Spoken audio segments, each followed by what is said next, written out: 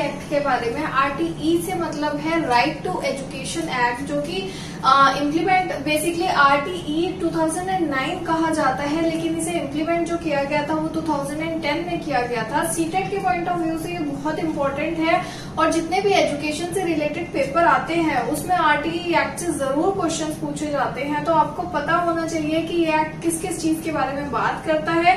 मैं यहाँ पे आपको डिटेल में एक एक चीज बताऊंगी कि RTE किस चीज पे फोकस करता है, क्या क्या बात करता है, क्या क्या प्रोविजंस इसमें बनाए गए थे और क्या क्या प्रॉब्लम्स कहीं कहीं रही हैं। RTE, what is RTE? सबसे पहले हम देखते हैं RTE है क्या। The right of children to free and compulsory education act. इसे हम बोलते हैं कि हर बच्चे का जो हक है कि उसे फ्री में और कंपल्सरी एजुकेशन मिले, मतलब कि हर बच्चे को जरूरी है कि वो स्कूल जाए, वो पढ़े। इसे हम ऐसा एक्ट कहते हैं या फिर हम इसे शॉर्ट में RTE एक्ट भी कहते हैं। Was passed by the Indian Parliament on 4 अगस्त 2009। ये पास किया गया था पार्लियामेंट के अंदर 4 अगस्त 2009 में और इसको फोर्स में लाए थे, यानी कि इम्प्लीमेंट इसे किया गया था 2010 1 अप्रैल को। Describes the modalities of the provision of free and compulsory education for children between 6 to 14 years of age in India under Article 21A of the Indian Constitution। यहाँ पे राइट टू एजुकेशन एक्ट के अंदर article 21A के अंदर वो बोलते हैं कि हर बच्चे को फ्री में और जरूर जो है वो एजुकेशन मिलनी चाहिए। और कितने से कितनी उम्र के बच्चों को हम इसमें इंक्लूड करेंगे? इसमें हम इंक्लूड करेंगे 6 to 14 ईयर्स के बच्चे, यानी कि 1st to 8th क्लास तक हर बच्चे को फ्री में और कंपल्सरी एजुकेशन मिलना उसका हक है, यानी कि उसे किसी से मांगना नहीं है, ये उसका हक सरकार ने उसे दिया है कि उसे मिलेगा। India became one of the 135 countries to make education a fundamental right of every child। 135 कंट्रियां ऐसी हैं जिन्होंने ऑलरेडी जो था ये जो हक है बच्चों को दिया हुआ है कि ये फंडामेंटल राइट है हमारा कि हर बच्चा जो है वो पढ़ा लिखा हो, उसे एजुकेशन मिले, वो स्कूल जा सके। तो इंडिया भी उन कंट्रीज में से एक बन गई थी जिसने कि ऐसा माना कि बच्चों के लिए एजुकेशन जो है वो इम्पोर्टेंट है। आपको ये चीज याद रखनी है कि इसे इम्प्लीमेंट किया गया था 1 अप्रैल 2010 को और इसे पार्लियामेंट में पास किया गया था 4 अगस्त 2009 को। साथ साथ में आपको ये भी याद रखना है कि free and compulsory education under article 21A आता है, क्योंकि पेपर में अक्सर ये चीजें पूछी जाती हैं। RTE साथ साथ में ये भी कहता है कि कंपल्सरी एजुकेशन को वो कैसे डिफाइन करता है। Defined as the obligation of the state to take all necessary steps to ensure that every child participates in and completes elementary education। वो बोलता है कि ये स्टेट का काम है, स्टेट को ऐसे रूल्स देता है कि वो उसका काम है कि वो सारे स्टेप्स ले, यानी कि सारी चीजें करे जिससे कि हर बच्चा जो है वो स्कूल में आए, पढ़े, फ्री और कंपल्सरी एजुकेशन जो है उसे मिले और साथ साथ में वो कम से कम अपनी एलिमेंट्री एजुकेशन, वो जो है एलिमेंट्री क्लासेस तक की अपनी पढ़ाई जो है वो कंप्लीट कर ले। एलिमेंट्री एजुकेशन से मतलब है अप टू 8th क्लास तक बच्चा जो है वो पढ़ ले। तो ये स्टेट का काम है इंश्योर करना कि वो सारे बच्चों को क्लासरूम तक ला पाए। फ्री एजुकेशन को वो कैसे डिफाइन करते हैं? फ्री एजुकेशन को वो डिफाइन करते हैं फ्रीडम किन चीजों से? Pay any fee to the school, कि स्कूल फीस उन्हें नहीं देनी है।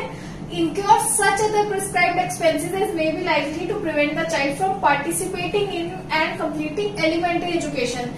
फीस के अलावा भी हम सभी लोग जानते हैं स्कूल्स में कितने खर्चे होते हैं। बहुत तरह से पेरेंट्स से पैसे लिए जाते हैं स्कूल्स के द्वारा, जो कि कभी यूनिफॉर्म, कभी फंक्शंस, कभी प्ले, कभी डेकोरेशन, अलग अलग चीजें हैं जिसके लिए पैसे लिए जाते हैं। तो वो बोलते हैं कि आपको फीस तो देनी ही नहीं है, साथ साथ में ऐसे खर्चे भी नहीं देने हैं जिनके कारण से बच्चा जो है वो स्कूल आने से चूकता है या दूर हटता है, क्योंकि वो उन चीजों को पे नहीं कर सकता।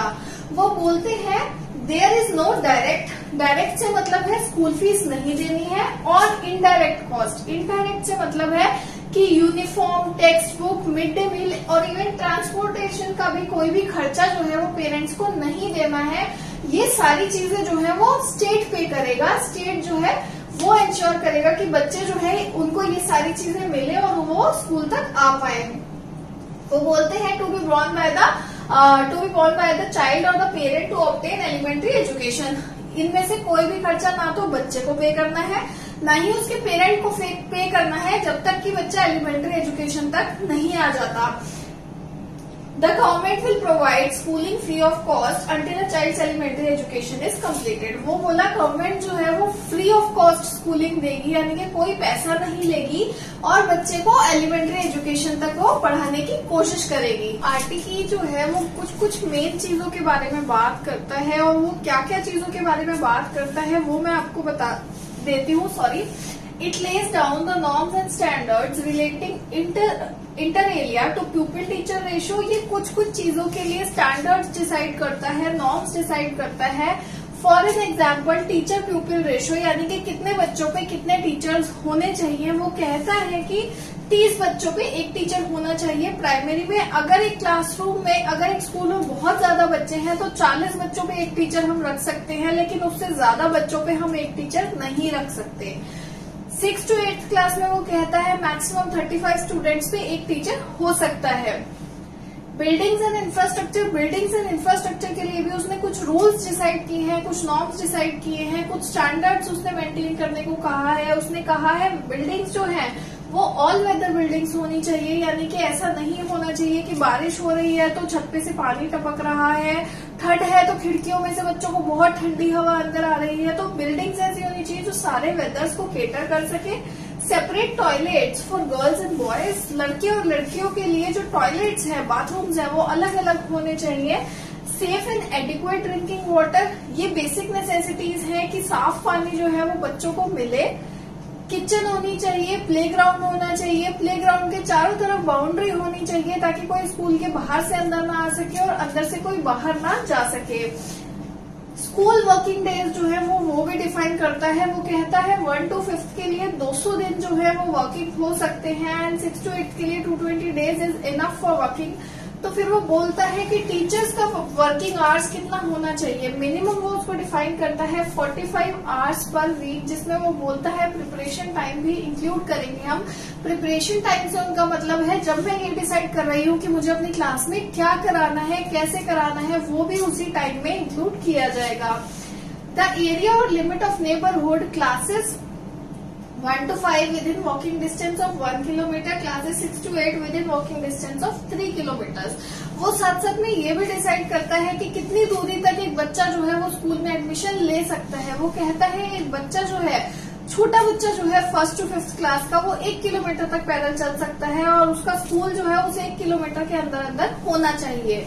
6 to 8 के लिए वो कहता है कि स्कूल जो है 3 किलोमीटर के अंदर अंदर होना चाहिए, लेकिन जिन जगहों पर ऐसा नहीं होता उसके लिए भी उसने प्रोविजंस दिए हैं। वो कहता है where there is no school exist within the area और लिमिट्स स्पेसिफाइड, ऐसी जगह है जहां पे इन्होंने जो लिमिट्स डिसाइड की है गवर्नमेंट ने, वहां पे स्कूल्स नहीं होते तो हम क्या करेंगे। Government has to make provision for free transport. ये सरकार का काम है कि वो बच्चों के लिए गाड़ी का बंदोबस्त करे, ट्रांसपोर्ट का बंदोबस्त करे, चाहे वो बस हो, रिक्शा हो, ऑटो हो। वो सरकार का काम है कि वो उसे पे करेगी, वो उसका बंदोबस्त करेगी। रेसिडेंशियल फैसिलिटीज दे और बाकी फैसिलिटीज दे। अगर स्कूल बहुत ही ज्यादा दूर है तो आप उसको रहने के लिए जगह भी देंगे और बाकी फैसिलिटीज यानी कि फूड जो है वो भी आप उसको देंगे, ड्रेसेस वगैरह, वो सब स्टेट का काम है कि वो उन चीजों को केटर करेगा। In areas of high population density, ऐसी जगह है जहाँ पे बहुत ज्यादा लोग रहते हैं कम जगहों पे, द स्टेट में establish more than 1 neighbourhood school. अगर वहाँ पे सिर्फ एक ही स्कूल है और बच्चे बहुत ज्यादा हैं तो वहाँ पे एक से ज्यादा स्कूल बनाना भी स्टेट का ही काम है। नेक्स्ट वो बात करता है the state has to make appropriate and safe transportation arrangements for children with disabilities.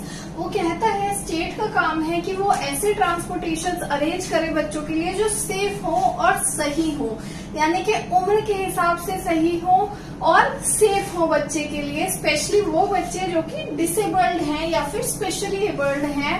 Supposedly किसी को चलने में प्रॉब्लम है, किसी का हाथ नहीं है या दिखाई नहीं देता है, उन सारे स्टूडेंट्स के लिए the state has to ensure that access of children to the school is not hindered on account of social and cultural factor. School को इस चीज का ध्यान रखना है, स्टेट को इस चीज का ध्यान रखना है कि बच्चे जो है वो स्कूल सिर्फ इस वजह से ना आए, मतलब कि सपोजिंगली वो बच्चे जो है उनकी पढ़ाई में इस चीज से दखल नहीं पड़ना चाहिए जो कि कोई सोशल फैक्टर हो या कल्चरल फैक्टर हो। कल्चरल फैक्टर कुछ भी हो सकता है, हम किसी कम्युनिटी को टैग कर सकते हैं किसी भी वर्ड से, और उस वजह से बच्चा जो है वो स्कूल ना आ रहा हो कि मुझे दूसरे बच्चे चिढ़ाएंगे या मुझे दूसरे बच्चे गलत नामों से बुलाएंगे, या फिर सोशली मैं उन बच्चों के बराबर नहीं हूं तो मैं उनके साथ नहीं बैठना चाहता। तो स्टेट को ये इंश्योर करना है कि किसी भी बच्चे को ऐसी चीजें जो है वो फील ना हो, सोशल और कल्चरल फैक्टर उसकी पढ़ाई में हिंडर ना करे। The responsibility of providing free entitlement, state की रिस्पॉन्सिबिलिटी है कि वो फ्री एंटाइटलमेंट देगा। फ्री एंटाइटलमेंट का मतलब है टेक्स्ट बुक्स देंगे, राइटिंग मटेरियल्स देंगे, यूनिफॉर्म्स देंगे, स्पेशल सपोर्ट मटेरियल देंगे फॉर चिल्ड्रन विद डिसेबिलिटीज, यानी कि जैसे जिन बच्चों को प्रॉब्लम है उनको अलग से मटेरियल दिया जाएगा उनके according. Shall be of the school in case of school belonging to specified category and unaided school. उन्होंने बोला ये सब चीजें जो है वो स्कूल देगा, लेकिन ऐसे केस में जहां पे स्कूल जो है वो किसी स्पेसिफाइड कैटेगरी को बिलोंग करता हो या अनएडेड हो, यानी कि गवर्नमेंट का ना हो, प्राइवेट स्कूल हो, उस केस में ये चीजें लागू नहीं होंगी। प्राइवेट स्कूल जो है उन्हें ये सब चीजें बच्चों को देने की जरूरत नहीं है। या स्पेसिफाइड कैटेगरी स्कूल जो है जैसे कि आर्मी स्कूल्स हो गए, उन्हें भी ये चीजें जरूरी नहीं है कि वो देंगे। The local authority shell maintain a record of all the children in its jurisdiction through household survey from there birth till they attain 14 years. वो बोलते हैं लोकल अथॉरिटीज जो है, यानी कि ब्लॉक लेवल पे जो है या गांव है तो पंचायत है, उन लोगों को ये इंश्योर करना है कि जो बच्चे हैं उनका एक रिकॉर्ड रखा जाए, उनका ज्यूरिसडिक्शन रिकॉर्ड रखा जाए कि उन्होंने किस उम्र से क्या क्या किया है, कौन से स्कूल वो गए हैं, अगर स्कूल नहीं आए हैं तो किस कारण से उन्होंने स्कूल छोड़ा है। वो सारे रिकॉर्ड्स जो है वो उन्हें मेंटेन करने हैं। कब तक मेंटेन करने हैं? जब तक बच्चा 14 साल का नहीं हो जाता। The record has to be updated each year. हर साल जो है ये रिकॉर्ड्स जो अथॉरिटीज हैं उन्हें अपडेट करने हैं ताकि सरकार जो है उसे पता रहे कि ये बच्चा 6 साल की या 5 साल की उम्र से स्कूल आना शुरू हुआ था और 14 साल तक की उम्र तक ये स्कूल आया है।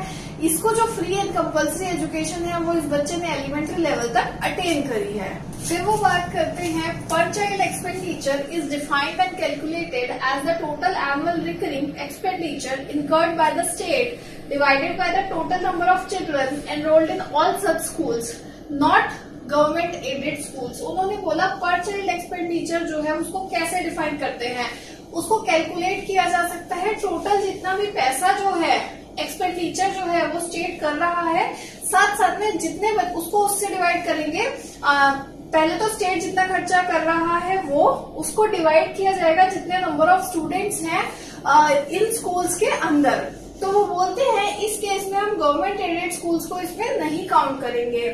Every school receiving reimbursement from the government should maintain separate bank account. जितने भी स्कूल्स को पैसा दिया जा रहा है सरकार के द्वारा उन्हें अपने बैंक अकाउंट्स जो है वो अलग से मेंटेन करने हैं इस पैसे के रिकॉर्ड को लेके, ताकि कहीं पे घपला ना हो।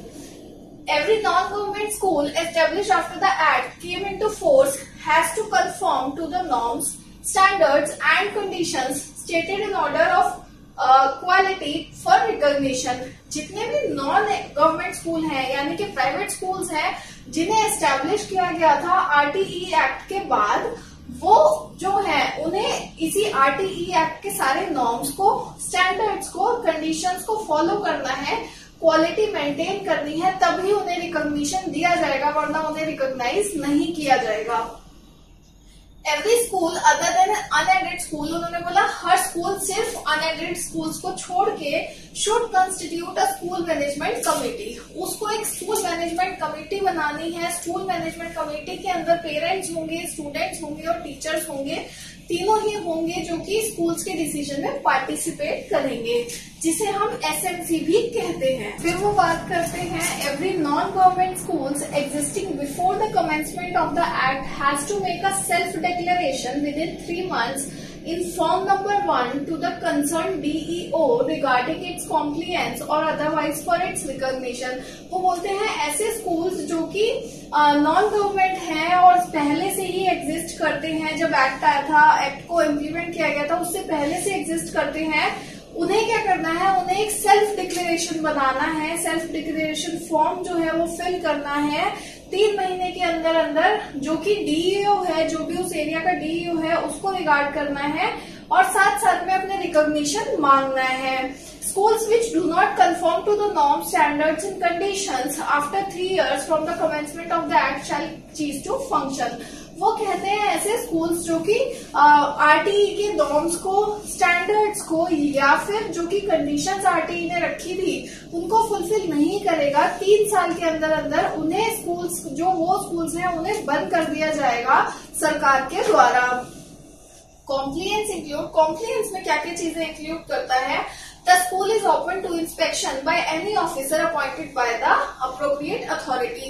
जितने भी प्राइवेट स्कूल्स हैं वो हमेशा इंस्पेक्शन के लिए रेडी रहेंगे जब कोई भी अथॉरिटी, सरकारी अथॉरिटी वहां पे किसी ऑफिसर को भेजती है। The school undertakes to furnish reports and information as may be required by the DEO from time to time। Schools जो है वो प्रॉपर रिपोर्ट्स जो है वो इंफॉर्मेशन रिपोर्ट्स जो भी डीईओ मांगता है या फिर अथॉरिटीज मांगती हैं समय समय पे वो उसको देना पड़ेगा। फिर वो बात करता है an academic authority the SCERT to lay down minimum academic qualifications for person eligible to be appointed as a teacher. जो SCERT है यानी कि एकेडमिक अथॉरिटी है, उसके पास हक है कि वो मिनिमम एकेडमिक क्वालिफिकेशंस डिसाइड कर सकती है कि एक इंसान इतना पढ़ा लिखा होना चाहिए अगर उसको टीचर बनना है तो। The SMC shall be the first level of grievance redressal of teacher। वो बोलते हैं स्कूल मैनेजमेंट कमेटी जो है वो पहला लेवल ऐसा होगा जो कि ग्रीवियंस रिड्रेसल के लिए टीचर्स के लिए बात कर सकता है। ग्रीवियंस रिड्रेसल का मतलब है कि कुछ चीजें जो गलत हो रही हैं उसका कंपेंसेशन मांगना है, यानी कि अगर गलत तरीके से किसी टीचर को मेरे स्कूल में अपॉइंटमेंट कराया गया है तो मैं उसके लिए कंप्लेंट फाइल कर सकती हूँ। The state government should constitute school tribunals at the state, district and block levels for grievance redressal। वो बोलते हैं कि स्टेट गवर्नमेंट का काम है कि उसे स्कूल ट्रिब्यूनल्स बनाने हैं। स्कूल ट्रिब्यूनल्स क्या है? ट्रिब्यूनल्स एक ऐसे कोर्ट होते हैं जहाँ पे ये डिसाइड किया जाता है कि कौन गलत है और कौन सही है। तो जहाँ पे अगर उसने बोला स्टेट गवर्नमेंट को ऐसे कोर्ट्स बनाने हैं स्टेट लेवल पे, डिस्ट्रिक्ट लेवल पे और ब्लॉक लेवल पे, जहाँ पे जो भी गलत हो रहा है उसके लिए आवाज उठाई जा सके और दूसरे इंसान को कंपेंसेशन उसका मिल सके। Where the state commission for protection of child right does not exist, ऐसी जगह जहाँ पे स्टेट का प्रोटेक्शन ऑफ चाइल्ड राइट नहीं एग्जिस्ट करता है, the state government shall appoint an interim authority. State government को एक अथॉरिटी जो है वो अपॉइंट करनी है, right to education protection authority, जिसे हम right to education protection authority कहते हैं, REPA। राइट टू एजुकेशन में आर्टिकल्स के अंदर किस किस चीज की बात हो रही है वो मैं आपको बता देती हूँ। आर्टिकल नंबर 3 बात करता है फ्री एंड कंपल्सरी एजुकेशन की।